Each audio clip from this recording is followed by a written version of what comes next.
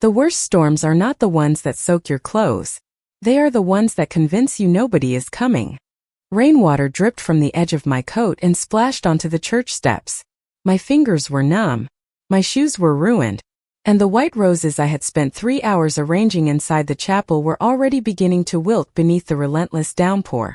The parking lot sat almost completely empty now.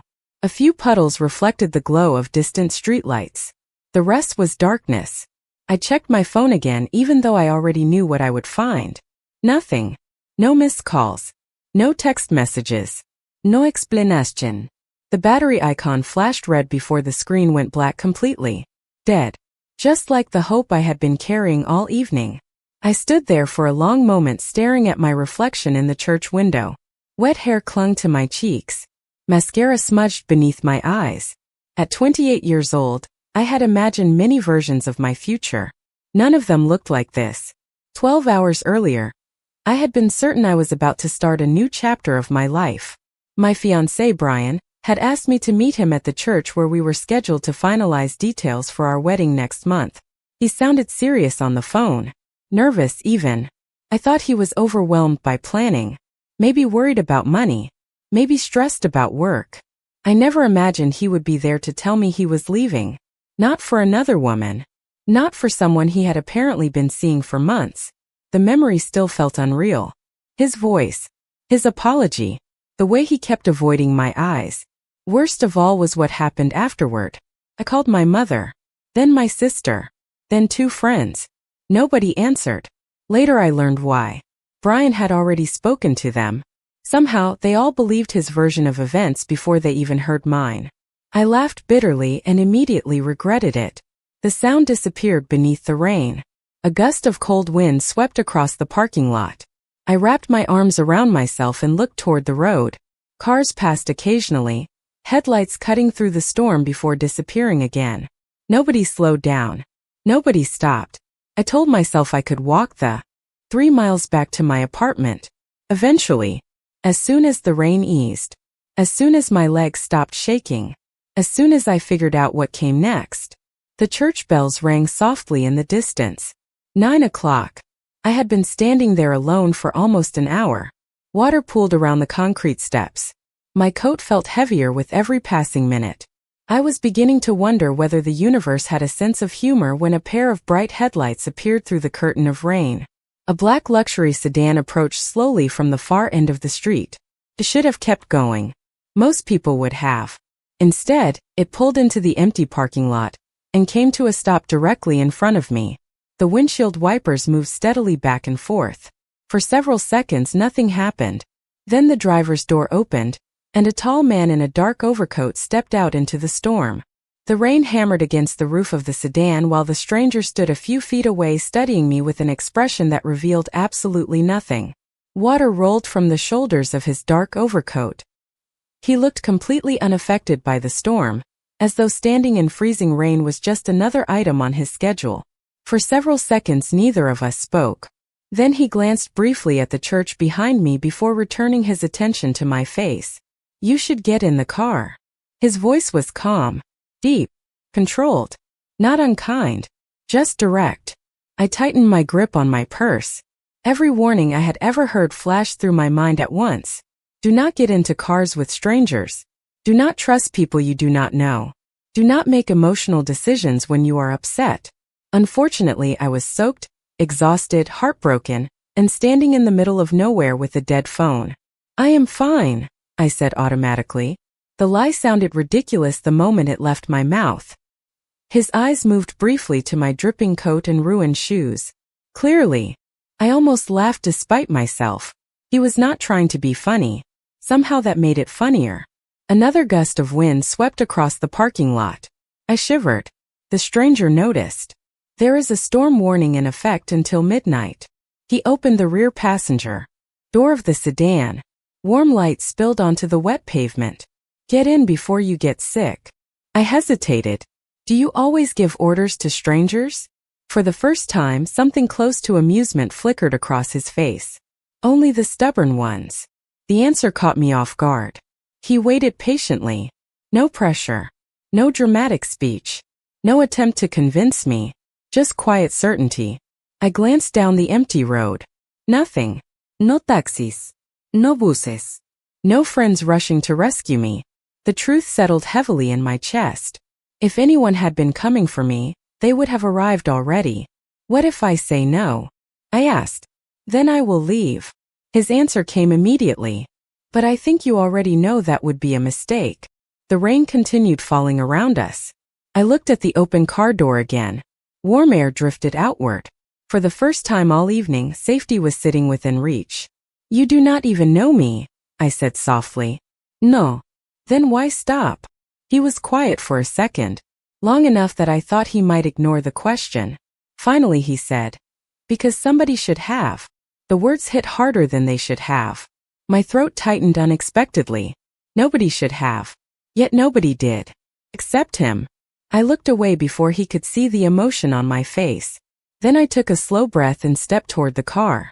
The interior smelled faintly of leather and cedar. Clean. Expensive. Safe. I slid into the seat and closed the door behind me. A moment later the stranger walked around the vehicle and settled into the driver's seat. Rain streaked across the windshield while the engine hummed softly beneath us. He adjusted the heater and handed me a folded towel from the center console. Thank you, I whispered. He nodded once and pulled the car onto the road. Only after several minutes of silence did he finally speak again. My name is Logan Pierce. I stared at him, suddenly recognizing the name. And in that moment I realized the stranger who had stopped in the storm was not just any stranger at all. The windshield wipers moved steadily through the storm while I stared at the man beside me. Logan Pierce. The name echoed in my mind as city lights blurred beyond the rain-covered glass. Everyone knew who he was. His face appeared in business magazines. His company owned office towers in half the state. News anchors talked about his acquisitions the way sports commentators talked about championship games. Yet somehow the famous chief executive officer currently driving through a thunderstorm looked less interested in impressing anyone than any successful person I had ever met. The silence inside the car stretched comfortably for several minutes. Soft jazz played through the speakers at a barely audible volume. Warm air flowed from the vents, slowly bringing feeling back to my fingers. I wrapped the towel around my damp hands and looked out the passenger window. You are very quiet, Logan said finally. I glanced at him. Most people would probably be asking questions right now. Most people are curious. His eyes remained focused on the road. I prefer useful information. Despite everything that had happened, a small smile appeared on my face. And what qualifies as useful information? Whether you have somewhere safe to stay tonight. The smile faded immediately. Because that was the problem. I did not. My apartment was nearly 40 miles away. My landlord had been renovating part of the building after a pipe burst earlier that week, and tenants had been temporarily relocated. I was supposed to spend the night with Brian. That plan obviously no longer existed. Not really, I admitted quietly. Logan nodded once, as though confirming something he had already suspected. The storm knocked out power across several counties. Most hotels within 20 miles are fully booked. I blinked. How do you know that? My assistant checked while you were in the church parking lot. I stared at him. You had your assistant checking hotel availability while standing in the rain? For the first time, the corner of his mouth moved slightly. Not quite a smile. Close. It seemed practical. I laughed before I could stop myself. The sound surprised both of us. It certainly surprised me. Less than 2 hours earlier I had been standing alone in a storm convinced my entire life had collapsed. Now I was laughing inside a luxury sedan with one of the wealthiest men in the state. Life was strange. What? Logan asked. Nothing. I shook my head.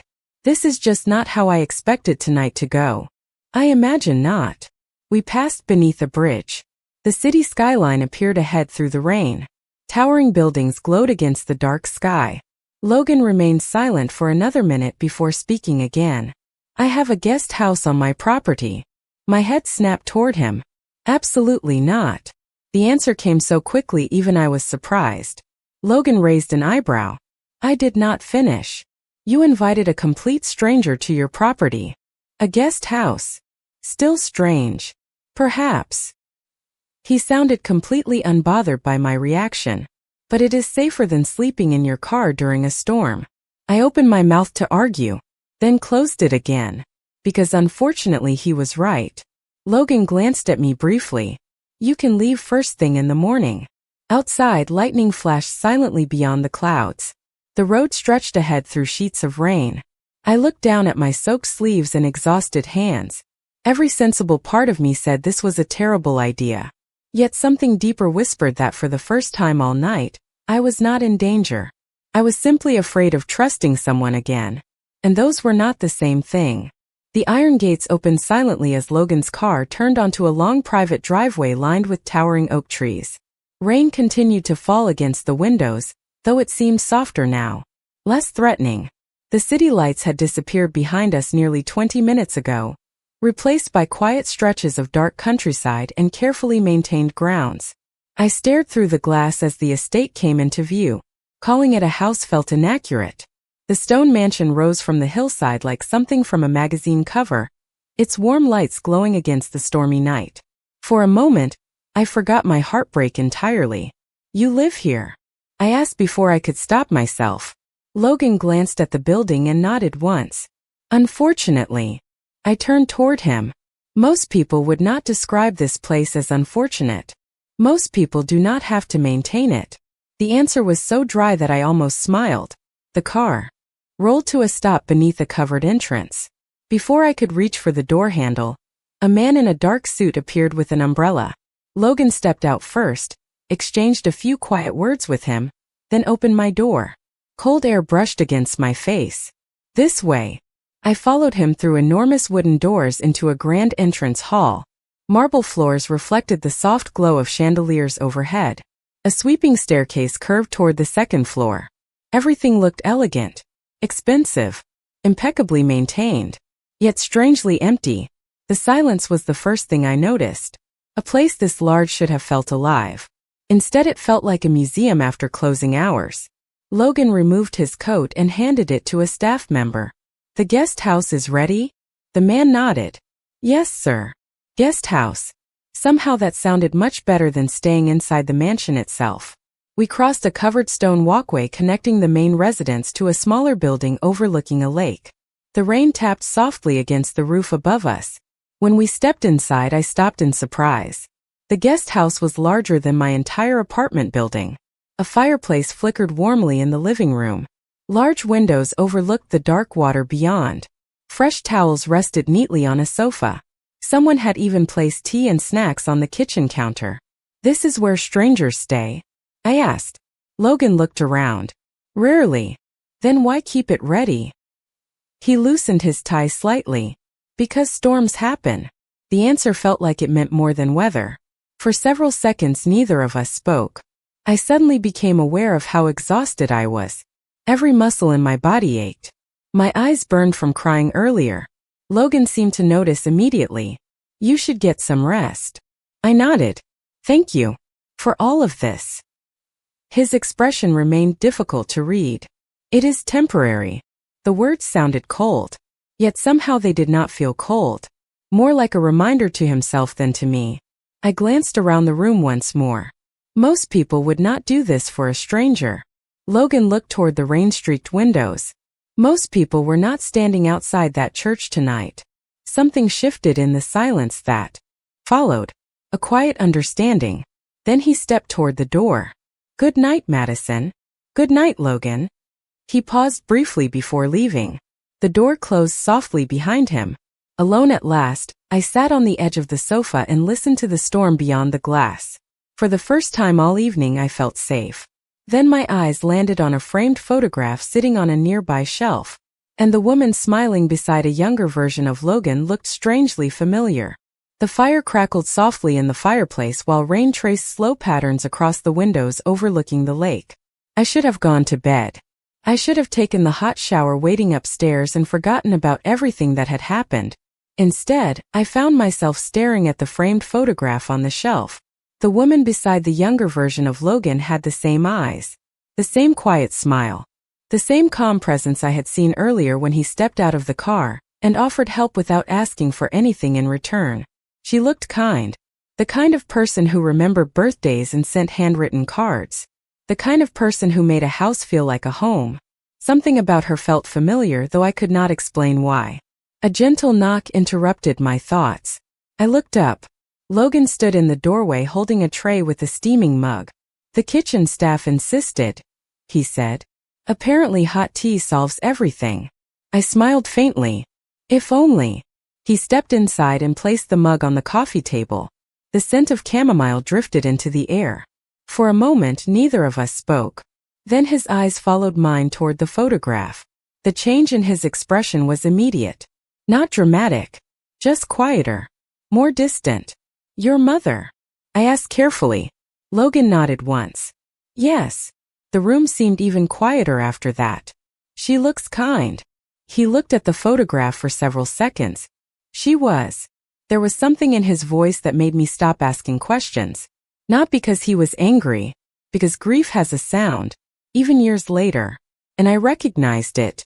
Logan sat in a chair across from me, resting one arm along the side. The firelight softened the sharp lines of his face. For the first time since meeting him, he looked less like a powerful executive and more like a man carrying something heavy. "You said earlier that somebody should have stopped for me," I said. "Why?" He let out a slow breath. "Because there was a time when nobody stopped for my mother." I blinked. Logan rarely used more words than necessary. Yet now he seemed lost in a memory. "She raised me alone," he continued. "Worked 2 jobs. Sometimes 3. Most people saw a struggling woman and looked the other way." His gaze remained fixed on the photograph. "She taught me something I never forgot. She said kindness matters most when it is inconvenient." The fire popped softly. Outside, the storm continued rolling across the lake. I wrapped both hands around the warm mug. "She sounds amazing." A faint smile appeared. She was. Silence settled between us again. Comfortable this time. Honest. Then Logan looked at me. Really looked at me. "What happened at the church?" The question hung in the air. My chest tightened instantly. I stared into the tea. Part of me wanted to avoid it. Pretend none of it had happened. But another part was tired of carrying the story alone. "The man I was supposed to marry left," I said quietly. Logan did not interrupt. "And when I needed people most, nobody stayed." The words hurt less than they had earlier. Maybe because someone was finally listening. Logan remained silent for several seconds. Then he said something so simple it nearly brought tears to my eyes. "That was their failure. Not yours." No one had said that before. Not my family. Not my friends. Not even me. And as the storm raged outside, I realized it was the first time all day that I truly believed it. The storm had finally passed by morning. Sunlight spilled across the lake outside the guest house, turning the water into a sheet of gold. For a few seconds after waking up, I forgot where I was. Then the events of the previous day returned all at once. Brian. The church. The rain. Logan. I sat up slowly and listened to the unfamiliar silence around me. No traffic. No neighbors. No phone buzzing with messages that would only make things worse. Just peace. After showering and changing into a set of clothes someone had thoughtfully left folded outside the bedroom door, I made my way downstairs. The scent of fresh coffee drifted through the air. Outside, the grounds looked even more impressive in daylight. Rolling green lawns stretched toward the lake. Tall trees reflected in the calm water. Everything felt carefully maintained. Ordered. Controlled. Much like the man who owned it.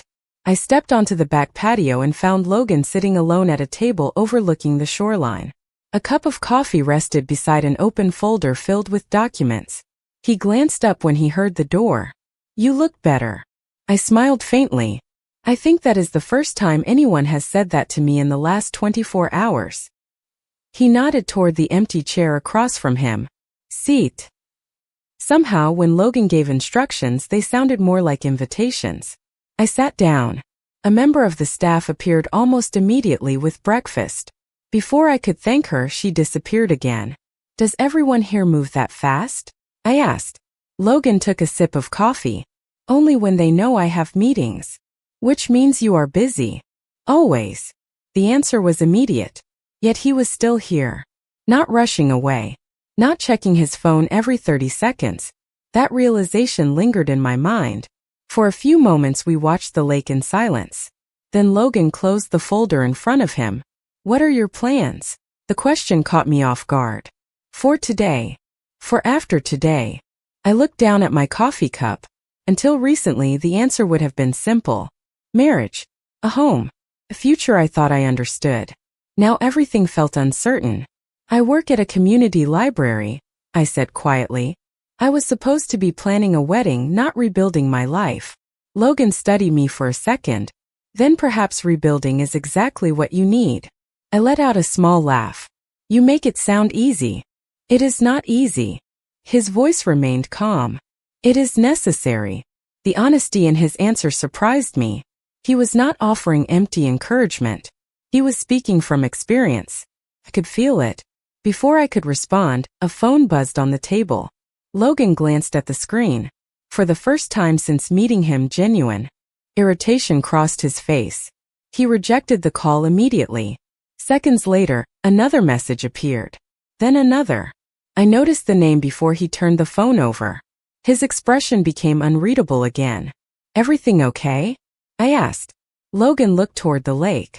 Not particularly. Then he stood up. Unfortunately, some parts of the past have terrible timing. And for the first time I realized I was not the only person at that table carrying old wounds. The rest of the morning passed more quietly than I expected. Logan disappeared into a series of meetings, leaving me free to wander the grounds surrounding the estate. The lake shimmered beneath clear skies. Birds skimmed across the water. Somewhere in the distance, wind moved through the trees with a soft whispering sound. It felt impossible that less than 24 hours earlier I had been standing alone in a storm, convinced my life was over. By early afternoon, I found myself sitting on a bench near the shoreline reading a book borrowed from the guest house library when I heard footsteps approaching. I looked up and immediately knew something had changed. Logan still wore the same calm expression he always seemed to carry, but there was tension around his eyes that had not been there before. Bad meeting? I asked. He stopped beside the bench. Something like that. I closed the book. You know, most people answer questions with actual information. A faint smile appeared. Most people are not as persistent as you. For a moment, neither of us spoke. Then Logan sat down on the opposite end of the bench and looked out across the lake. The calls this morning were from my former fiancé. The admission surprised me. Mostly because it was the first personal detail he had volunteered without being asked. Former fiancé? He nodded. 3 years ago. I waited. Something told me there was more. Logan stared at the water for several seconds before continuing. She left 6 weeks before our wedding. The words landed between us quietly, yet they carried enough weight to explain so many things at once. The distance. The caution. The walls he kept around himself. I am sorry, I said. He gave a small shrug. It was a long time ago. That does not mean it stopped hurting. Logan looked at me then. Really looked at me. There was no guarded executive expression. No carefully controlled businessman. Just someone who understood disappointment a little too well. No, he admitted. I suppose it does not. The breeze shifted across the lake. For the first time since arriving at the estate, I realized why talking to him felt different. Neither of us needed to pretend. We already knew what broken trust looked like. We already knew how loneliness sounded. Why is she calling now? I asked. Logan let out a slow breath. Because my company is finalizing a major merger. I frowned.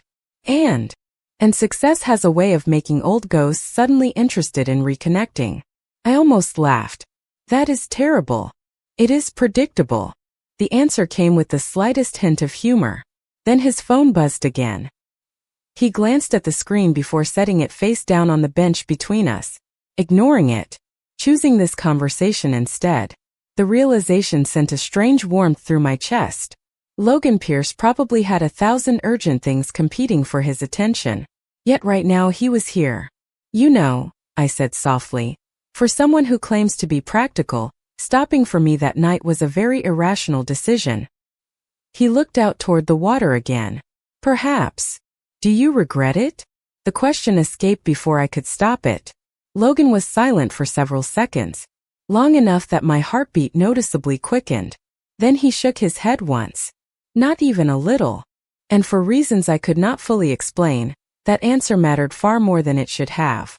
Edit 3 weeks later. I was still finding reasons to stay connected to Logan Pierce. Some of them were practical. Most of them were not. The storm that had brought us together was long gone. Yet somehow its effects lingered in every corner of my life. I had returned to work at the community library. The routines were familiar. Shelving books. Helping children find stories they loved. Organizing reading programs. From the outside, everything looked normal again.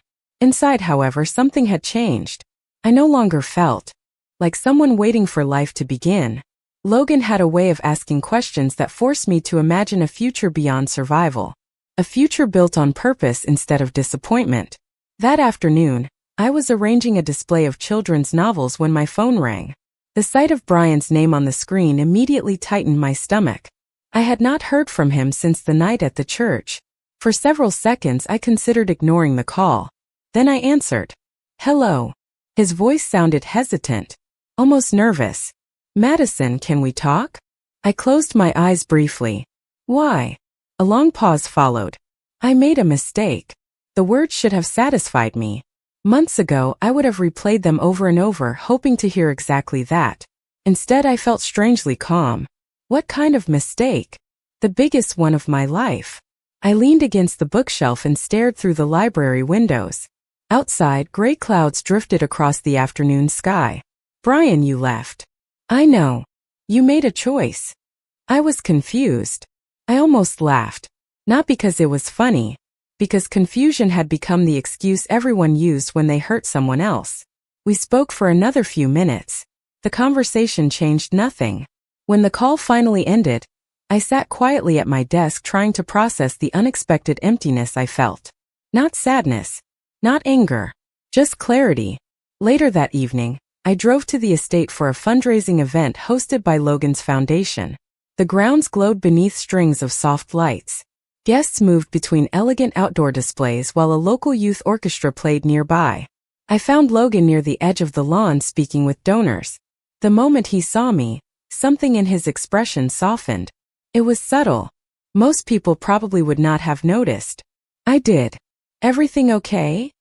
He asked after excusing himself from the conversation. I looked at him for a moment. At the man who had become the safest place in my life without ever asking for that role. Bria. Rain began falling just after sunset. Not the violent storm that had changed my life months earlier. This rain was softer. Gentle. The kind that seemed to wash the world clean instead of tearing it apart. I stood beneath the covered terrace outside the foundation building after the fundraising event had ended, watching droplets ripple across the surface of the lake. The conversation with Brian earlier that week was over. The uncertainty was over. For the first time in a long time, I knew exactly what I wanted. Footsteps sounded behind me. I did not need to turn around to know who it was. Logan stopped beside me, hands tucked into the pockets of his coat. For several moments, neither of us spoke. The silence felt familiar now. Comfortable. Like a place we both knew how to find. Everyone finally left, he said. A successful event. I smiled. You helped raise enough money to fund literacy programs in 12 more communities. Logan glanced toward the lake. You helped. The answer made me laugh softly. Months ago, I would have dismissed the compliment. Tonight I accepted it. Thank you. Rain tapped gently against the roof above us. Somewhere across the property, lights reflected through the darkness. Logan remained quiet for a moment. Then he asked the question I had been expecting since the night of the fundraiser. Did you make a decision? My heart beat a little faster. Not because I was uncertain, because I was not. I turned toward him fully. Yes. Logan held my gaze without speaking. Waiting. Always patient when it mattered. Brian wanted another chance. The muscles in his jaw tightened slightly before relaxing again. I know. A few months ago I might have said yes. His expression remained calm. Yet I could see the attention in his eyes. The hope he refused to voice. But I realized something. I stepped a little closer. I was not missing him. The rain continued falling around us. I was missing the future I thought we were going to have. Logan exhaled slowly. There is a difference. A very big difference. For a second, neither of us moved. Then I smiled. The truth is, my life started changing the moment a stubborn stranger stopped his car in the middle of a storm. Something warm crossed Logan's face. Not the guarded smile he gave business partners. Something real. Something rare. You make that sound heroic. It was. He shook his head. I only offered you a ride. I looked at him for a long moment. No. My voice softened. You offered me kindness when I had stopped expecting it. The rain drifted beyond the terrace in silver sheets. Logan's eyes never left mine. Madison. My name sounded different when he said it. Closer. More personal. I wanted to help you that night. He paused briefly. Somewhere along the way, helping stopped being the reason. Emotion tightened in my chest. Months ago, those words would have terrified me. Now they felt like coming home. I reached for his hand. Good. Logan looked down at our joined hands before meeting my eyes again. Good. I smiled through the tears gathering at the corners of my eyes. Because somewhere along the way, being rescued stopped being the reason I stayed too. The rain continued falling softly around us as he pulled me into a gentle embrace. Not to save me. Not to fix me. Simply to stand beside me. And as I listened to the steady rhythm of the rain beyond the terrace, I finally understood something important. Sometimes the person who changes your life is not the one who carries you out of the storm. It is the one who stays after the rain is gone.